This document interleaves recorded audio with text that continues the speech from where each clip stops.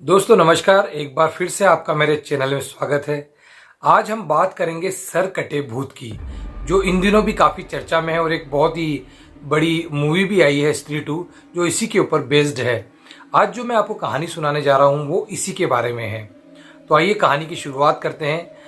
ये जो कहानी है ये एक गांव के व्यक्ति दिनेश के ऊपर बेस्ड है। दिनेश काफ़ी होनहार युवक था और उसे अपनी काबिलियत के बल पर गांव के बाहर एक बहुत बड़ी फैक्ट्री थी, उसमें सुपरवाइजर की उसकी जॉब लग गई। हर दिनों की तरह दिनेश सुबह फैक्ट्री जाता था और शाम को पैदल पैदल अपने घर पर आ जाया करता था। सर्दियाँ स्टार्ट हो चुकी थी और दिन जल्दी ढल जाया करते थे। रोज की तरह दिनेश फैक्ट्री का समय होने के बाद शाम को अपने घर की ओर निकल पड़ता है। जैसे जैसे वो अपने घर की ओर बढ़ता है, अंधेरे की चादर पूरे रास्ते को अपने अंदर समा लेती है। दूर दूर तक कोई व्यक्ति भी नजर नहीं आता है और चारों तरफ सन्नाटा पसर जाता है। जब दिनेश आधे रास्ते पहुंचता है तो गांव और फैक्ट्री के बीच में एक छोटा सा जंगल पड़ता है। उस जंगल के बीचों बीच जैसे ही दिनेश पहुंचता है तो उसे पीछे से आवाज आती है, रुक जाओ। दिनेश बहुत ही सहम जाता है, डर जाता है। इतने सालों से, इतने दिनों से वो फैक्ट्री से गांव रोज आया जाया करता था, ऐसा कभी उसके साथ हुआ नहीं। जब दिनेश पीछे मुड़ के देखता है तो उसे कोई भी दिखाई नहीं देता है। फिर दिनेश थोड़ा सोचता है और जरा सा आगे बढ़ता है। फिर उसे वापस आवाज आती है, रुक जाओ, आगे देखो। तो दिनेश आगे देखता है तो उसे जमीन में एक चमचमाती हुई वस्तु दिखाई देती है। दिनेश दौड़ के उसके पास जाता है तो वो क्या देखता है कि जमीन में थोड़ा सा एक पत्थर का टुकड़ा गड़ा हुआ है जो चमक रहा है। जब दिनेश उसे खोद के बाहर निकालता है तो वो देखता है कि वो पत्थर का टुकड़ा नहीं बल्कि एक बड़ा सा हीरा है। दिनेश की आंखें चकाचौंध हो जाती है और वो खुशी के मारे झूम उठता है। इतनी देर में वापस उसे आवाज आती है कि अगर तुम यहाँ पे और खोदोगे तो तुम्हें इस तरह के काफ़ी हीरे मिलेंगे। क्योंकि दिनेश गरीब परिवार से बिलोंग करता था तो वो लालच में आ जाता है। काफ़ी सोचने के बाद दिनेश उस हीरे को अपनी जेब में डालता है और वहाँ फुर्ती से हाथों से मिट्टी को हटाना चालू कर देता है। थोड़ी देर बाद 1 और 2 फीट खोदने के बाद दिनेश क्या देखता है कि जैसे ही वो मिट्टी हटाता है तो उसे एक धड़ के ऊपर का जो हिस्सा होता है, सर, वो कटा हुआ मिलता है।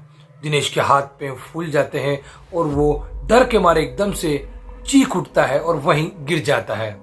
दिनेश क्या देखता है कि वो सर जमीन से बाहर आ जाता है और वो दिनेश को कहता है, घबराओ मत, मैं तुम्हारा कुछ नहीं बिगाड़ूंगा।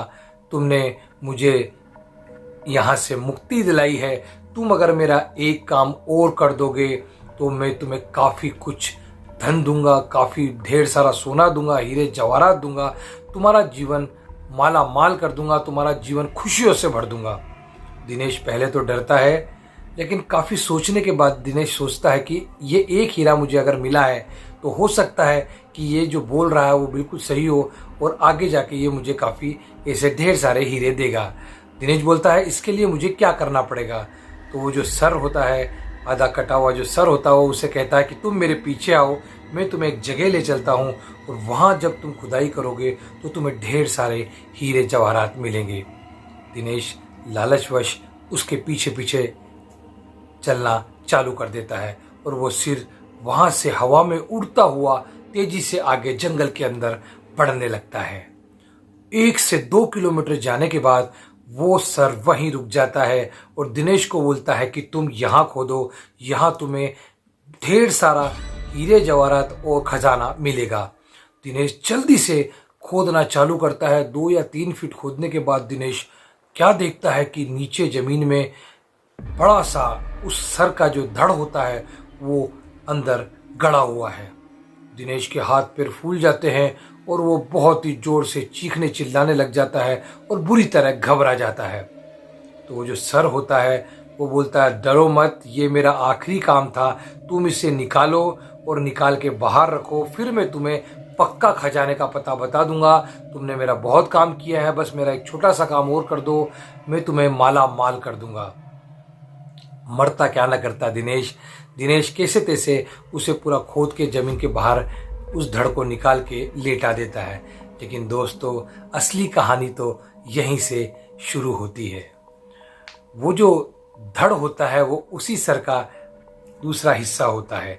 जब वो धड़ दिनेश बाहर निकाल के जमीन पे लेटा देता है तो वो जो सर कटा हुआ जो सर होता है सर कटे का, वो उसे बोलता है, अब तुम एक लोटा खून ताजा कहीं से लेके आओ और मेरे इस धड़ पे डालो। इतना सुनते ही दिनेश के होश उड़ गए और उसके रोंगटे खड़े हो गए।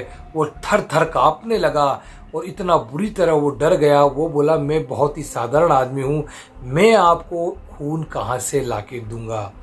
वो बोलता है, तुम्हें खून तो लाके देना ही पड़ेगा, अगर तुम खून लाके नहीं दोगे तो मैं तुम्हें यहीं पे ख़त्म कर दूंगा, तुम्हें मार डालूंगा।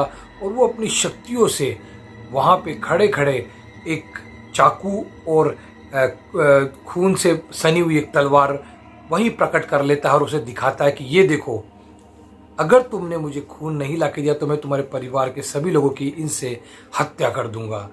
दिनेश बहुत बुरी तरह डर जाता है और वो बोलता है, मैं खून कहाँ से लाऊं।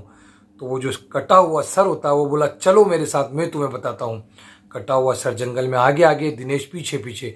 थोड़ी दूर जाने के बाद रोड के ऊपर एक व्यक्ति पैदल जाता हुआ दिखाई देता है।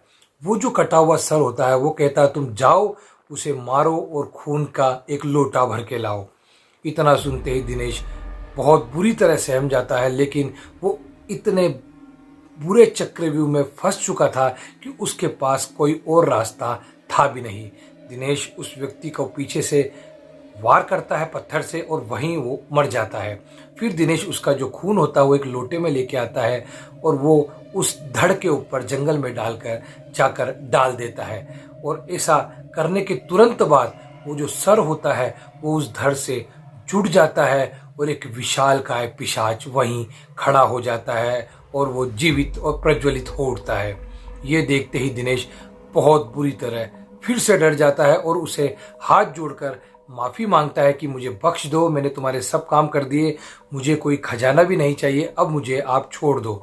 इतनी देर में वो सरकटा जो भूत होता है वो कहता है कि नहीं, अब मैं तुम्हें नहीं जाने दूंगा।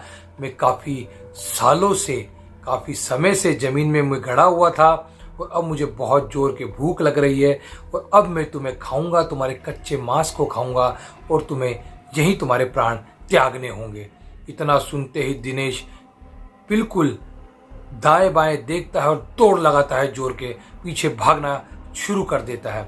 लेकिन वो जो भूत होता है वो बड़ी सी छलांग लगा के दिनेश को वहीं दबोच लेता है और उसे नीचे पटक कर उसके ऊपर बैठ जाता है। और जैसे ही उसकी गर्दन पर वो सरकटा भूत आक्रमण करने लगता है, वार करने लगता है, इतनी देर में पीछे से कोई आता है और उसके ऊपर पवित्र जल का छिड़काव करता है और वो धड़ और सर फिर अलग हो जाते हैं। और ये देखकर दिनेश वहीं पे बेहोश हो जाता है। कुछ देर बाद जब दिनेश को होश आता है तो एक अघोरी तांत्रिक वहाँ उसे खड़ा हुआ मिलता है। दिनेश हाथ जोड़कर बोलता, बाबा आप कौन हैं? तब वो बाबा बताते हैं कि मैं तुम्हें जब डर के मारे जंगल से भागते हुए देख रहा था तभी मैं समझ गया था कि कुछ गड़बड़ है, और जब तुमने उस व्यक्ति की हत्या करी तब मुझे बिल्कुल समझ में आ गया, और जब तुमने उसका खून लोटे में निकाला तब मैं समझ गया कि कुछ न कुछ तो अनहोनी तुम्हारे साथ घटित हो रही है और मैंने तुम्हारा पीछा किया। और ये जो सरकटा भूत है इसका इतिहास काफ़ी पुराना है। पहले भी हमारे पूर्वजों ने, हमारे साथियों ने, अघोरी साथियों ने इसी तरह इसके शरीर और धड़ को अलग करके जंगल में गाड़ दिया था, और ये आज तुम्हारी एक गलती से बाहर आ गया। लेकिन तुम चिंता मत करो, इसको मैंने वापस इसका उसी तांत्रिक विधि से इलाज कर दिया है और उसके दोनों हिस्सों को अलग अलग दफना दिया है। तो दोस्तों, दिनेश चैन की सांस लेता है और अपने घर चले जाता है। आई होप दोस्तों आपको ये मेरी कहानी अच्छी लगी होगी। काफ़ी डरावनी कहानी थी और मुझे पूरा यकीन है कि आपको डर भी लगा होगा। और इसी तरह की कहानी सुनने के लिए प्लीज़ मेरे चैनल को सब्सक्राइब कीजिएगा, ताकि आपका एक सब्सक्राइब और लाइक मुझे आगे और भी अच्छी अच्छी कहानियाँ सुनाने के लिए प्रेरित करे। और इसी तरह मैं आपके सामने डरावनी, और अच्छी कहानियाँ प्रस्तुत करता रहूँ। तो मिलते हैं बहुत ही जल्दी अगली नई हॉरर स्टोरी के साथ। नमस्कार।